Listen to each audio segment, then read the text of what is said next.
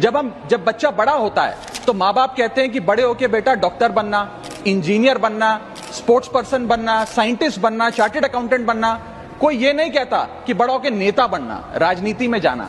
तो मुझे लगता है कि आज हमें युवाओं को इंसेंटिवाइज करने की जरूरत है ताकि वो भारत की मुख्य धारा की राजनीति में आए।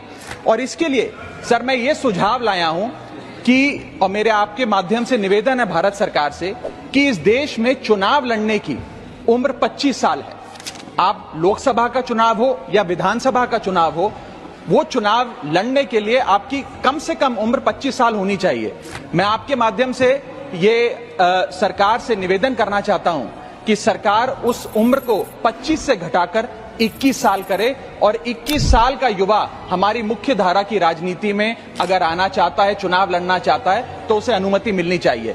सर, जब देश का युवा 18 साल की उम्र में वोट डालकर अपने सरकार चुन सकता है, देश का भविष्य चुन सकता है, तो वो 21 साल की उम्र में चुनाव भी जरूर लड़ सकता है। जब बच्चा बड़ा होता है तो माँ बाप कहते हैं कि बड़े होके बेटा डॉक्टर बनना, इंजीनियर बनना, स्पोर्ट्स पर्सन बनना, साइंटिस्ट बनना, चार्टर्ड अकाउंटेंट बनना।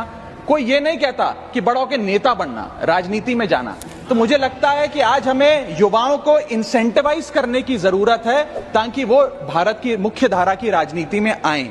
और इसके लिए सर मैं ये सुझाव लाया हूं कि, और मेरे आपके माध्यम से निवेदन है भारत सरकार से, कि इस देश में चुनाव लड़ने की उम्र 25 साल है।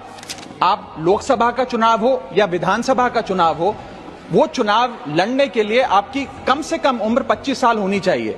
मैं आपके माध्यम से ये सरकार से निवेदन करना चाहता हूं कि सरकार उस उम्र को 25 से घटाकर 21 साल करे और 21 साल का युवा हमारी मुख्य धारा की राजनीति में अगर आना चाहता है, चुनाव लड़ना चाहता है, तो उसे अनुमति मिलनी चाहिए।